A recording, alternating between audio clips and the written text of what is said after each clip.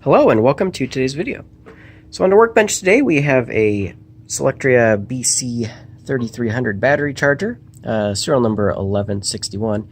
It's in for repairs. Symptoms are it doesn't work and that it might actually drain the battery, which is, kind of the opposite of the battery charger. But we're going to go ahead and I've got it all wired up here. You can see my amazing battery pack is still hooked up. It's amazing because it's completely dead. I need to replace it. But we're hooked up over here, and then we go through the contactor assembly over to here, and then we run around this cable into the battery charger.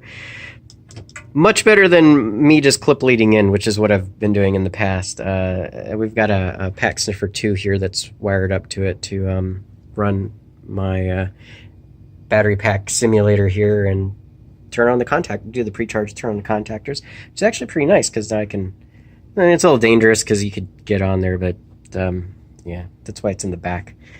But yeah, so we're going to go ahead and fire that up, verify it. We've also got Monlog ready to go over here on the laptop. And I know a lot of you have been wondering, hey, you haven't done very many videos. So here, I'll explain that while I turn this on, because it's got to go through the thing where it's got to boot up, and I haven't reprogrammed it to make it do it really fast, so it's still in verbose mode, so it's gonna say everything on the screen. But anyways, the reason why I haven't been doing very many videos lately, like the last month or so, we found out my wife's pregnant, and we are expecting our first child, our first kid, and it's quite exciting. And we came to the decision we need to move. Need to move to a better neighborhood, one with sidewalks and other kids, because there's no kids in our neighborhood. And so yeah, we've been house hunting, looking around, and found another house, and we purchased it.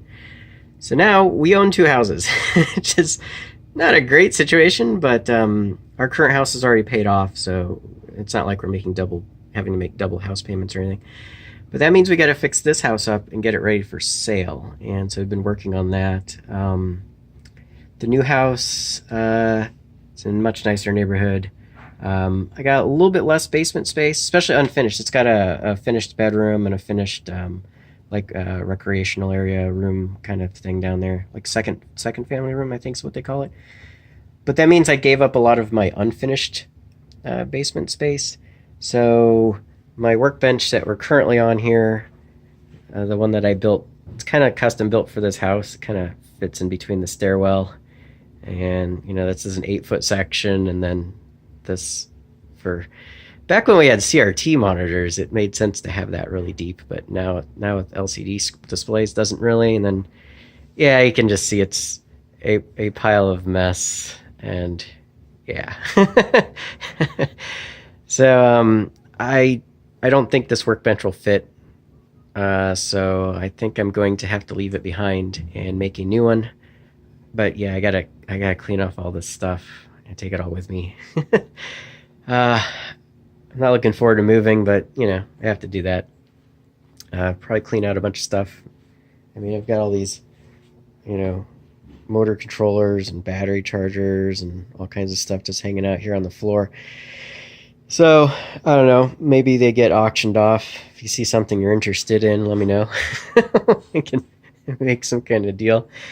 But yeah, so we're not like moving out of the state or anything. We're just moving from one town to the next. The new house is about 30 miles or 30 minutes from here. So yeah. So been busy doing that. Oh, and then of course, at work, we've had a bunch of interesting things. There's been some management changes and things, and consolidation of departments and stuff, and they let go of some people, and they got new people coming in and everything. So we ended up, the electrical engineering department is no longer. We've been merged. We're now hardware engineering.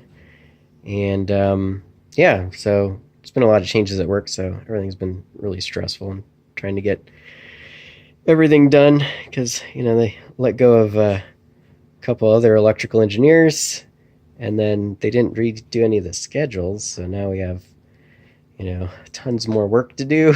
They kind of got split up over the people that were left, and so yeah, been working a lot. But anyways, those are the reasons why I haven't been putting out any videos.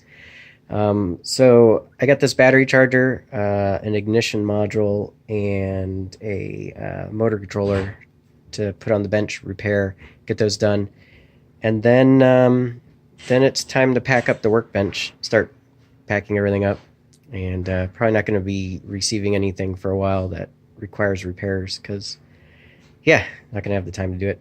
Going to be moving. Anyways, continue with this here. So this is all pre-charged and it's just sitting there.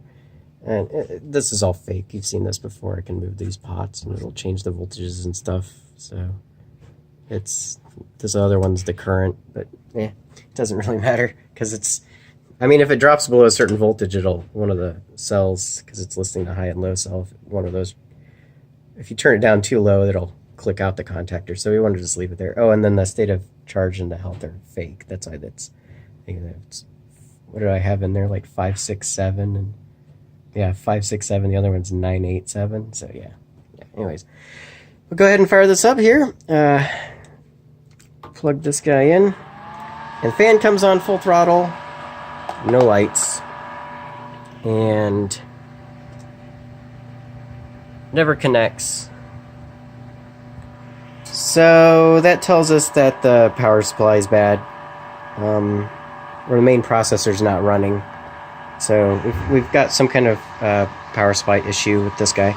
So we'll go ahead and open it up, see what's wrong, and see if it can be fixed.